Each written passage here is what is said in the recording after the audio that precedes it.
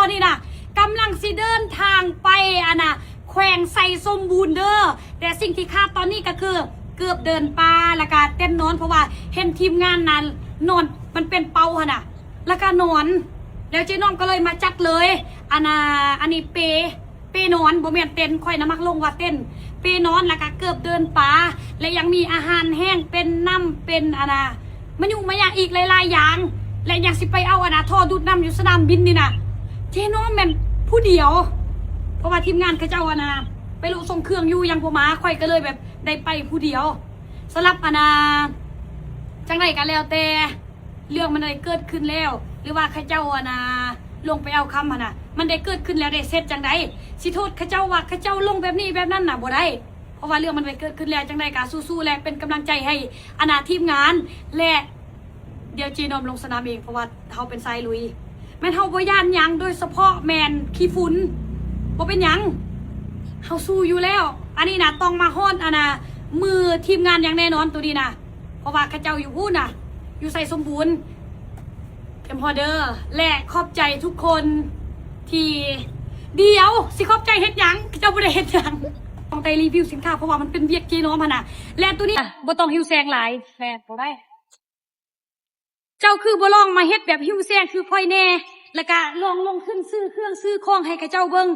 แม่นบางเทื่อสิดีได้ลองหิวแซงแบบนั้นเบิ่ง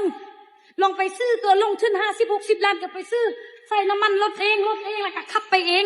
ลองเฮ็ดแบบนั้นเบิ่งแล้วสิฮู้ว่าการช่วยเหลือมันบ่ได้สบายเด้มันบ่ได้สบายว่าสินั่งพิมพ์นี่ลงเฟซมันบ่ได้สบายและค่อยสิช่วยค่อยสิอัดคลิปมันกับปกติได้เพราะว่าค่อยเป็นคนสังคมเนี่ยค่อยสิไปซอยลาล่าโดยที่บ่อัดคลิปก็ได้ทำอิดว่าสิเฮ็ดโรงทานทำอิดสิเฮ็ดโรงทานไปเอาเครื่องนี้ไปมอบที่จะเป็นไปเฮ็ดโรงทานอยู่หุ่นย่าแหละ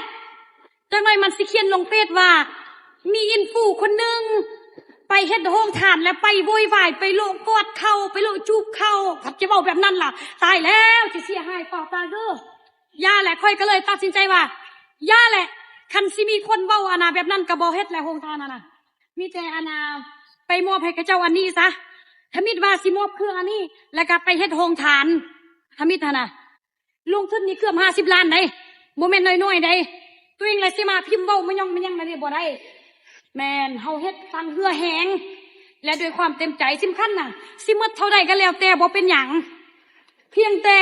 ให้เครื่องตัวนี้ไปฮอดเขาเจ้าแล้วก็บ่ต้องไปเว้ามันยังอยู่ซื่อๆคันแม่นพวกข่อยข่อยปามือละ16 เทื่อคันแม่นพวกใครแท้คันแม่นพวกข่อยเป็นแบบเจ้านี่เฮาบ่ได้พอกันดอกข่อยสิแปลงร่างเป็นอีคำแก้วซับหัวเจ้าหั่นแม่บ่ต้องเว้าแม่เพิ่งค่อยไปค่อยสิถ่ายบ่ถ่ายมันก็ปกติเด้มันก็ปกติถ่ายบ่ถ่ายมันก็ปกติเพราะว่าเครื่องนี้มันไปฮอดเขาเจ้าบ่แม่นถ่ายปุ๊บเลยสิเอาไว้อยู่ห้องนอนสิเอาไว้กอดมันอันนี้เฮาถ่ายปุ๊บแล้วเฮากลับไปฮอดทั้งสิถ่ายบ่ถ่ายมันค่อยก็ต้องถ่ายอยู่แล้วเพราะว่าค่อยมีสินค้าต้องรีวิวแม่นเงินที่ช่วยตัวนี้ก็เงินจากตัวนี้แหละเงินจากสินค้าค่อยรีวิวนี่แหละสิบ่ว่าติคันค่อยไปมิดก็ไปได้แต่ค่อยอยากอัดคลิปจ้าจะเฮ็ดหยังค่อยอยากอัดคลิปจ้าแม่นค่อยสิอัดก็สิเป็นหยังอัดบ่อัดก็สิเป็นหยังปานอัดแล้วล่ะสิเอาไว้มื้อห้องนอน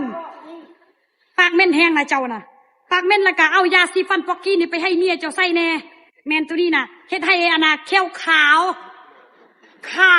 หั่น